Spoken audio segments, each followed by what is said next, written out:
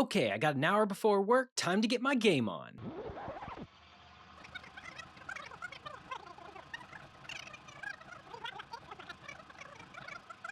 What the heck? I didn't get anything done. How long is this game anyways? This is crazy. How is anyone with a job and a life ever supposed to finish a game that's 50 plus hours? Games today are amazing. Way more expansive and immersive than I could have ever imagined as a kid. But here's the thing. They keep getting bigger, and as they've gotten bigger, my time to enjoy them has only been shrinking. Our responsibilities grow as we get older, and with the rise and accessibility of other forms of entertainment like shows, movies, YouTube videos, there's just less time for what's actually important.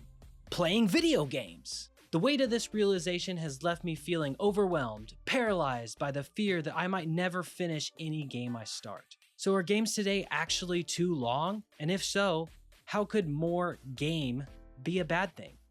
One genre that's synonymous with long playtimes is open world games. These can be incredibly immersive. Zelda Tears of the Kingdom is a great example. It does an amazing job of keeping the player engaged with something interesting to do almost every few steps. But let's break it down. How many types of tasks are there? A dozen? 2 dozen? Sure, that sounds like a lot, and each task is fun at first, but after 150 hours, I just don't want to help these damn Korok Seed guys anymore. Zelda is a prime example of open world done right, where activities feel purposeful, but that's not always the case. Remember No Man's Sky? It's great now, sure, but at launch it was hundreds of worlds with literally nothing to do in them. That's a big problem with open world games. Vast areas with no real substance. Some open world games, including No Man's Sky, use procedurally generated areas to cut down on development time, which sounds great, right? Well, in practice, these areas tend to feel a bit lifeless. We just know something is off. It's not a handcrafted experience. This tool can be powerful, but maybe it should be only used for things like foliage, for example. I mean, who's gonna complain about tree placement? Rest in peace, Bob Ross. Now, let's talk RPGs. These games have been some of the longest experiences in gaming history. But why does it always feel like you're spending forever in them? Grinding.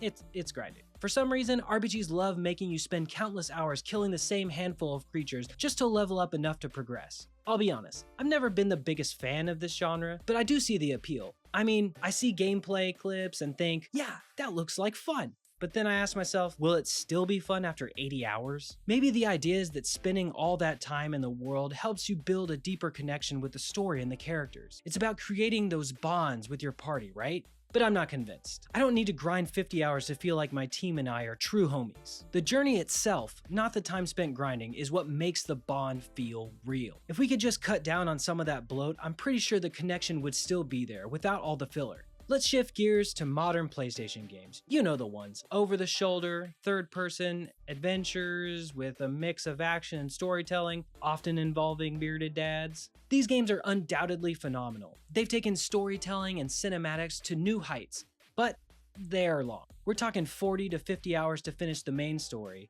and while that's a solid range, I'd argue it's still a bit on the long side. The side content in these games is often more meaningful than in other games, which I definitely appreciate. I mean, if I'm going off the beaten path, I would like it to be worth my time, whether it's an interesting side story or a piece of good gear. But here's the issue.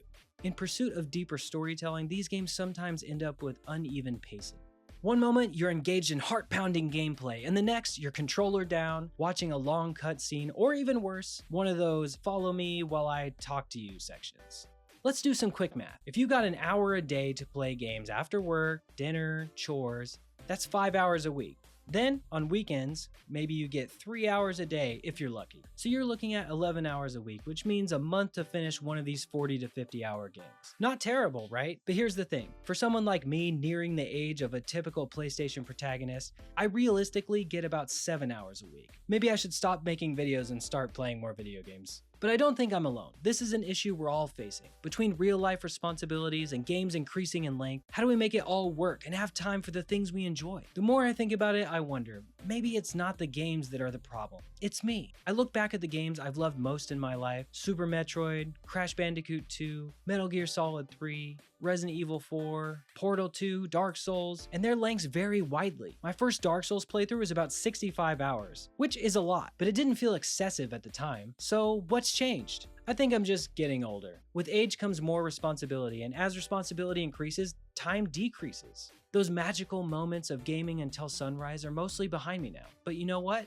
Maybe that's not the worst thing. I still think open world games can be bland, RPGs don't always respect the player's time, and modern PlayStation games suffer from pacing issues. But that doesn't mean they're bad. In fact, I'll still argue that they're some of the best gaming experiences out there. If I had more time, I'd probably enjoy them as much as other people do. Maybe I just need to adjust my outlook. Sure, I can't game like I used to, but is that really such a bad thing? If I only have an hour to unwind after a long day, maybe I shouldn't pick an experience with such a slow burn. Some of my best recent gaming memories come from quick, intense experiences like Hades or Slay the Spire, games you can just jump into and play, no extra fat. So what do you think? Are games today too long? What's the ideal length of a game for you? Let me know in the comments below. Thank you for watching, and don't forget to subscribe to Goose Quest. See you next time.